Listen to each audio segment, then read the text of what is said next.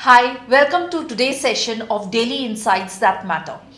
RBI ने नया trade settlement mechanism introduce किया है। हम पहले उसको डिस्कस करेंगे, फिर हम देखेंगे कैसे कोल इंडिया का कैपिटल एक्सपेंडिचर बढ़ रहा है।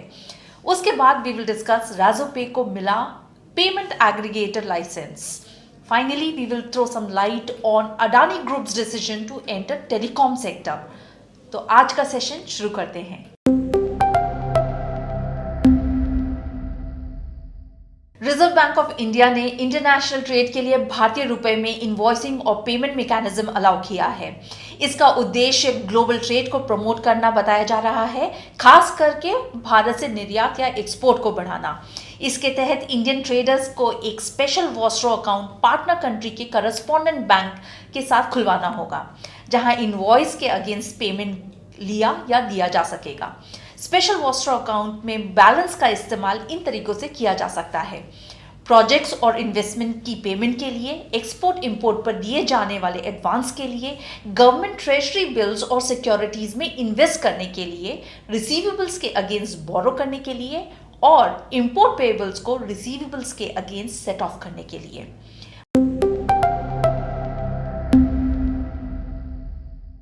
मार्च 2022 में इंडिया का ट्रेड डेफिसिट बढ़कर 192 बिलियन यूएस डॉलर हो गया है, जिसके कारण रुपए भी डिप्रिशिएट हो रहा है। ऐसे समय में जब फॉरेक्स रिजर्व्स प्रेशर में है, इंडियन करेंसी में ट्रेड करने से रुपए पर प्रेशर कम होगा। इस मूव की मदद से ट्रेड डेफिसिट रिड्यूस करा जा सकता है, क्योंकि इंडिया रशिया से चीपर क्रूड ऑयल इंपोर्ट कर सकेगा, जिसकी पेमेंट इंटरनेशनल स्विफ्ट सिस्टम से रूट करना की ज़रूरत नहीं होगी। और इंडिया उन कंट्रीज के साथ भी ट्रेड कर सकेगा जो फॉरेक्स की कमी से जूझ रहे हैं, जैसे कि साउथ अमेरिका और अफ्रीका। गवर्नमेंट सिक्योरिटीज में इन्वेस्ट करने का ऑप्शन एक बहुत अच्छा तरीका है इंडियन रुपए को इंटरनेशनल मार्केट में इस्टेब्लिश करने के लिए। सबसे बढ़कर इस स्टेप के कारण इंपोर्टर्स और एक्सपोर्टर्स पे करेंसी रिस्क मिट जाएगा, क्योंकि एक्सपोर्ट प्रोसीड्स के against raw material import set of किया जा सकेगा। ये एक बहुत ही पावरफुल मूव हो सकता है इंडिया का ट्रेड डेफिसिट घटाने के लिए, लेकिन इसकी सक्सेस डिपेंड करेगी कि फॉरेन इंपोर्टर्स और एक्सपोर्टर्स कितना रुपए में पेमेंट करने में कंफर्टेबल होंगे, क्योंकि उन्हें करेंसी रिस्क अपने पे लेना होगा।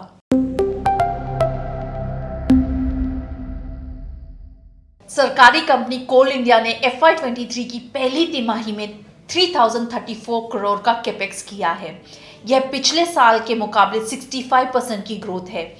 फर्स्ट क्वार्टर में इतनी ग्रोथ और भी महत्वपूर्ण इसलिए है क्योंकि नॉर्मली कंपनी का कैपेक्स बैक एंडेड होता है। इसका मतलब maximum capital expenditure last 2 quarter में किया जाता है। FY23 के लिए कोल इंडिया का टोटल कैपेक्स टारगेट 17,000 करोड़ का है। इसका 17 to 18% कैपेक्स फर्स्ट क्वार्टर में ही कंप्लीट हो गया है।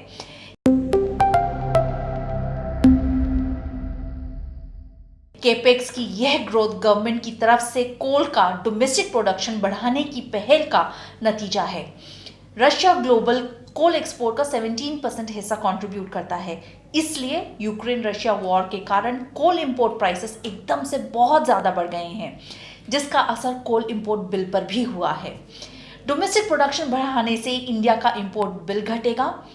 एक और बात, कंपनी अपना पूरा कैपेक्स करने के बाद भी फ्री कैश जनरेट कर सकेगी, जो एक बहुत बड़ा पॉजिटिव है कोल इंडिया के इन्वेस्टर्स के लिए। रिजर्व बैंक ऑफ इंडिया ने राजोपे का पेमेंट एग्रीगेटर लाइसेंस अप्रूव कर दिया है। नॉन बैंकिंग पेमेंट एग्रीगेटर्स को लाइसेंस लेना अब आरबीआई ने मैंडेटरी कर दिया है।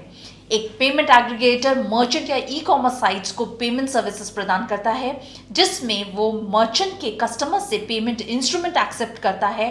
इस सर्विस के लिए मर्चेंट से एक फीस ली जाती है। पेमेंट गेटवे जबकि केवल एक टेक्नोलॉजी सर्विस प्रोवाइडर होता है, जो बिजनेसेस को ट्रांजैक्शन प्रोसेसिंग में मदद करता है। और बहुत सारे प्लेयर्स ने भी पेमेंट एग्रीगेटर के लाइसेंस के लिए अप्लाई किया हुआ है। इसमें फोन पे, BharatPe, CRED, Tata group, Amazon, Reliance industries और जोमैटो भी शामिल हैं। ध्यान दीजिए कि एक बैंक भी पेमेंट एग्रीगेटर सर्विसेज देता है, मगर वो नॉर्मल बैंकिंग सर्विसेज के साथ पीए सर्विसेज देते हैं, इसीलिए उन्हें सेपरेट आरबीआई ऑथराइजेशन की जरूरत नहीं है।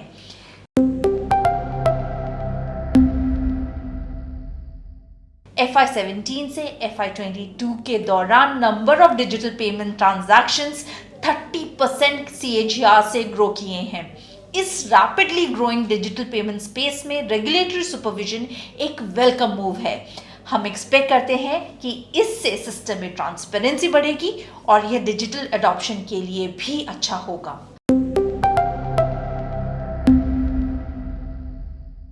अडानी ग्रुप ने 5G टेलीकॉम स्पेक्ट्रम ऑक्शन में अप्लाई किया है, लेकिन कंपनी ने बाद में क्लैरिफाई किया कि वो कस्टमर मोबिलिटी या मोबाइल सर्विसेज की सेवा में इंटरेस्टेड नहीं है।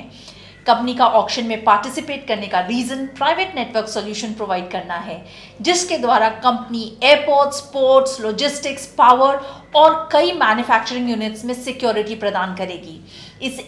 इसके अलावा कंपनी खुद का डिजिटल प्लेटफॉर्म भी लॉन्च करेगी, जिसमें सुपर ऐप, डेटा सेंटर और इंडस्ट्री कमांड सेंटर्स की सेवा शामिल होगी। आपकी जानकारी के लिए डिपार्टमेंट ऑफ टेलीकम्युनिकेशंस ने 5G एयरवेज ऑक्शन बिड्स आमंत्रित किए हैं, जहां अडानी ग्रुप के अलावा भारती एयरटेल, रिलायंस जियो और वोडाफोन आइडिया ने भी बिड सबमिट किए हैं। टेलीकॉम इंडस्ट्री अभी भी रिलायंस जियो की एंट्री के कारण हुए डिस्ट्रप्शन से उबर रही है। हाल ही के महीनों में प्राइस इंप्रूवमेंट दिखा है और मार्केट शेयर्स भी थोड़ा सा स्टेबलाइज होता नजर आया है। ऐसे में एक और नए प्लेयर की एंट्री इंडस्ट्री के लिए नेगेटिव साबित होगी। अडानी ग्रुप के क्लैरिफिकेशन के बाद भी उनकी टेलीकॉम स्ट्रैटेजी अभी भी पूरी तरीके से साफ नहीं है, इसीलिए हमें इंतजार करना होगा कि वो इसे इम्प्लीमेंट कैसे करते हैं। आरबीआई का यह मेजर ट्रेड डेफिसिट को घटाने में मदद करेगा, बट इसकी सक्सेस निर्भर करेगी कि फॉरेन ट्रेडर्स रुपी में इनवॉइसिंग करना प्रेफर करते हैं या नहीं। इसलिए इस मेजर का फायदा या नुकसान बता पाना फिलहाल मुश्किल है। प्रोडक्शन वॉल्यूम में बढ़त कोल इंडिया के लिए पॉजिटिव है।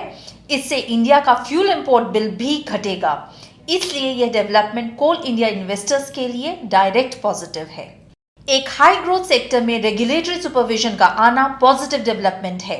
इससे डिजिटल अडॉप्शन बढ़ेगा, इसलिए यह डेवलपमेंट इन्वेस्टर्स के लिए इनडायरेक्ट पॉजिटिव है।